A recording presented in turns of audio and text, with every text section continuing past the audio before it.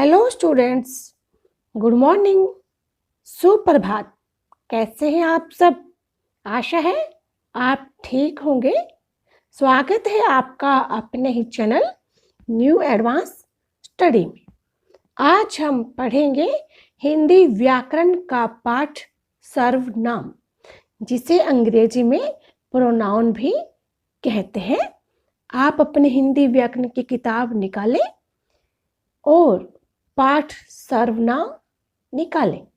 हिंदी की वीडियो को सबसे पहले पाने के लिए आप इस चैनल को सब्सक्राइब करें, लाइक करें और अपने दोस्तों के साथ शेयर करें। आइए शुरू करते हैं। सर्वनाम किसे कहते हैं? सर्वनाम का अर्थ है सर्व, सबका नाम। जो शब्द संज्ञा के स्थान पर बोले जाते हैं उन्हें सर्वनाम कहते हैं। सर्वनाम का मुख्य कार्य वाक्यों में बार बार संज्ञा को आने से रोकना है। अभी पिछले अध्याय में हमने संज्ञा के बारे में बहुत बारीकी से पढ़ा। आज हम सर्वनाम को पढ़ेंगे। जो शब्द संज्ञा के स्थान पर आए वही सर्वनाम है। जैसे आप ये उदाहरण पढ़िए।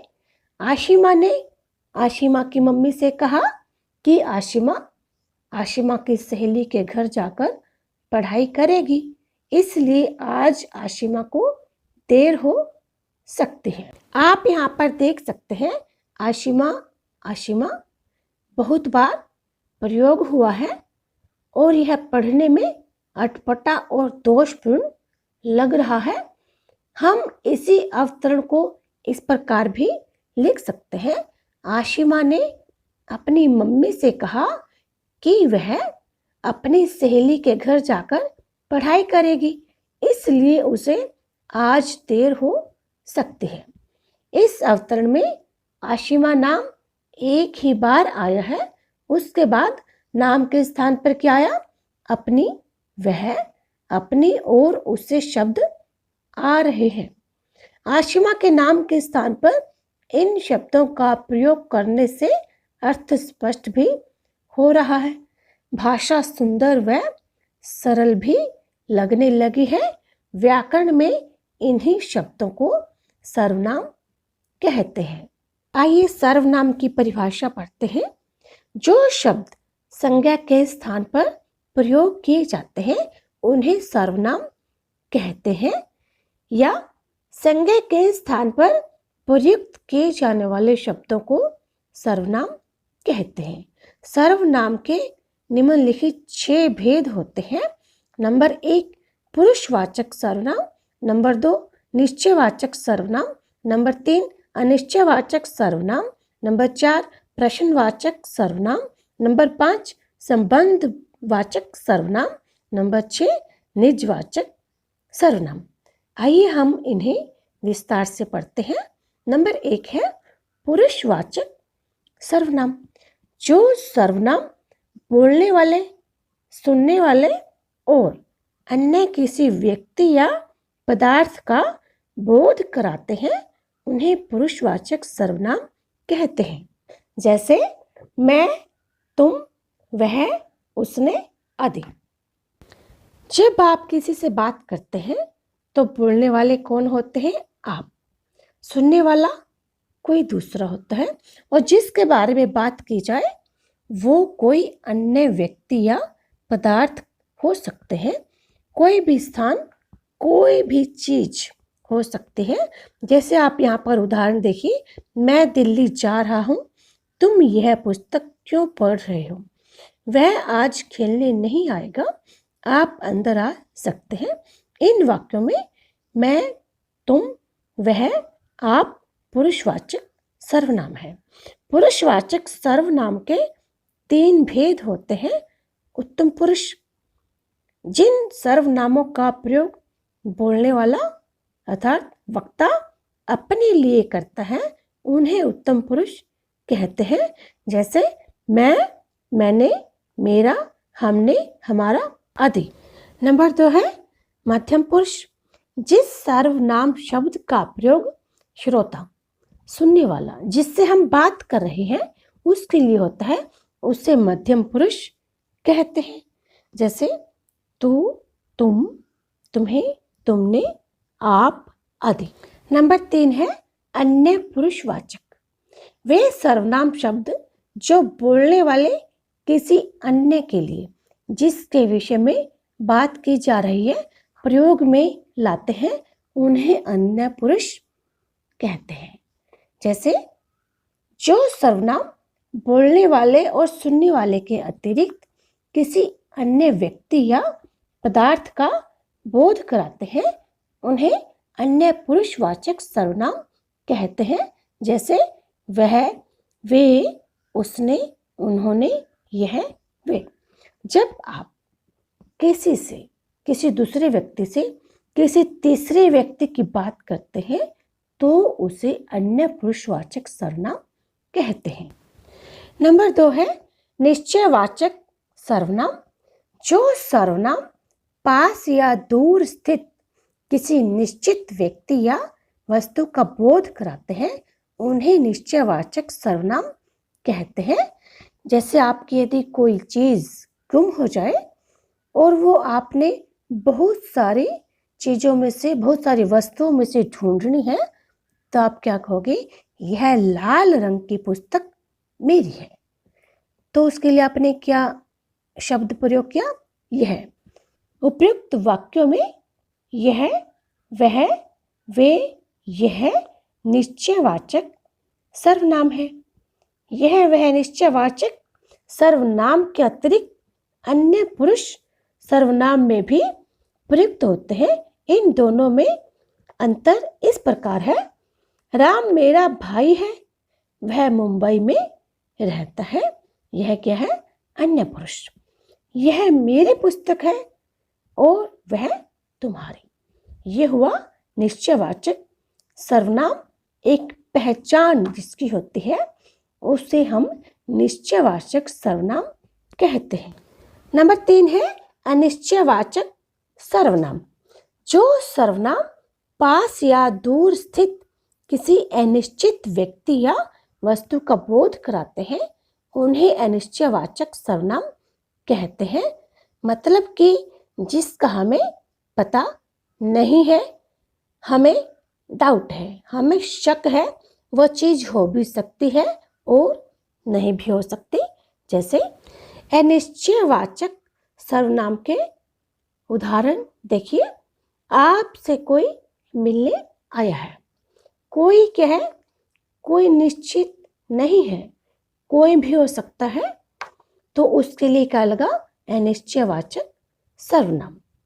जैसे कोई, कुछ, किसी, ये अनिश्चयवाचक सर्वनाम है। कोई सर्वनाम का प्रयोग प्राणीवाचक के लिए तथा कुछ का प्रयोग अप्राणीवाचक के लिए होता है। नंबर 4 है प्रश्नवाचक सर्वनाम। जो सर्वनाम प्रश्न पूछने के लिए प्रयुक्त किए जाते हैं, उन्हें प्रश्नवाचक सर्वनाम कहते हैं। इसके आप उदाहरण देखिए, आगरा कौन जा रहा है, यह काम किसने किया आदि। उपयुक्त वाक्यों में कौन, क्या और किसने प्रश्नवाचक सर्वनाम है। नंबर 5 है संबंधवाचक सर्वनाम। जो सर्वनाम शब्द दो उपवाक्यों को जोड़ने का काम करते हैं, उन्हें संबंधवाचक सर्वनाम कहते हैं। या हम इन्हें ऐसे भी कह सकते हैं, जिन सर्वनाम शब्दों का प्रयोग वाक्य के 2 भागों में आए तथा संज्ञा या सर्वनाम शब्दों में संबंध स्थापित करने के लिए किया जाए, उन्हें संबंधवाचक सर्वनाम कहते हैं।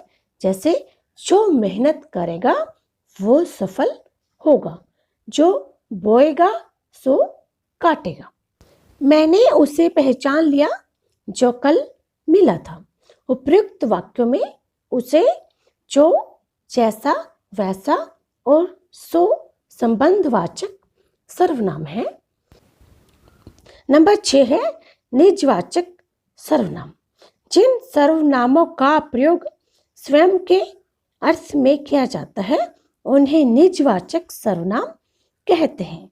जिन शब्दों का प्रयोग हम अपने लिए करते हैं उन्हें निजवाचक सर्वनाम कहते हैं।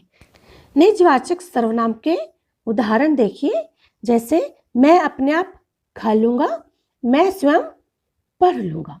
उपयुक्त वाक्यों में स्वयं, अपने आप और आप निजवाचक सर्वनाम है। निजवाचक सर्वनाम और मध्यम पुरुषवाचक सर्वनाम दोनों में आप का प्रयोग होता है। दोनों के प्रयोग में अंतर है। आप कहाँ जा रहे हैं, यह है मध्यम पुरुष। वह अपने आप काम करेगा, यह है निजवाचक सर्वनाम। मध्यम पुरुष में आप शब्द आदर के लिए प्रयोग होता है और निजवाचक सर्वनाम में आप शब्द अपने लिए प्रयोग होता है। आइए आगे पढ़ते हैं। आगे हम पढ़ते हैं पुरुषवाचक व निजवाचक सर्वनाम में अंतर। आप शब्द का प्रयोग पुरुषवाचक तथा निजवाचक दोनों ही सर्वनामों में होता है, फिर भी दोनों में अंतर होता है। नंबर 1 है पुरुषवाचक सर्वनाम में आप शब्द का प्रयोग मध्यम पुरुष में आदर के लिए किया जाता है, जबकि निजवाचक सर्वनाम में आप शब्द का प्रयोग तीनों पुरुषों में किया जाता है। यहाँ इसका प्रयोग स्वयं के अर्थ में किया जाता है। नंबर 2 है पुरुषवाचक सर्वनाम में आप शब्द एक वचन होते हुए भी सदा बहुवचन में ही प्रयोग किया जाता है और उसके साथ हमेशा बहुवचन क्रिया का ही प्रयोग होता है, परंतु निजवाचक सर्वनाम में आप का प्रयोग दोनों वचनों में होता है। हिंदी भाषा में मूल रूप से प्रयुक्त होने वाले सर्वनाम शब्द इस प्रकार है। नंबर 1 है पुरुषवाचक सर्वनाम। इसका उदाहरण है मैं, तुम, यह, वह आदि। नंबर 2 है निश्चयवाचक सर्वनाम, वह, यह। नंबर 3 है अनिश्चयवाचक सर्वनाम, कोई, कुछ आदि। नंबर 4 है संबंधवाचक सर्वनाम, जो, जितना, उतना, वो आदि। नंबर 5 है प्रश्नवाचक सर्वनाम, क्या, कौन, कोई। नंबर 6 है निजवाचक सर्वनाम, अपने आप, स्वयं, खुद। सर्वनामों के साथ कारक के प्रसर्ग जुड़ते हैं। ये सर्वनामों के साथ मिलाकर लिखे जाते हैं, जैसे उसको, उनसे, हम पर आदि। किंतु जहाँ 2 प्रसर्ग एक साथ होते हैं वहाँ पहला प्रसर्ग मिलाकर वह दूसरा प्रसर्ग अलग से लिखा जाता है, जैसे मेरे लिए, उसके द्वारा आदि। कारक के प्रसर्ग मिलाकर सर्वनाम 14 रूपों में प्रयुक्त होते हैं। 7 कारक, एक वचन जमा बहुवचन रूप। बच्चों, आज हमने पढ़ा हिंदी व्याकरण का पाठ सर्वनाम, जिसे अंग्रेजी में प्रोनाउन भी कहते हैं। हमने इस पाठ को बहुत बारीकी से समझा। आशा है आपको यह पाठ, जिसका नाम सर्वनाम है, समझ में आया होगा। धन्यवाद।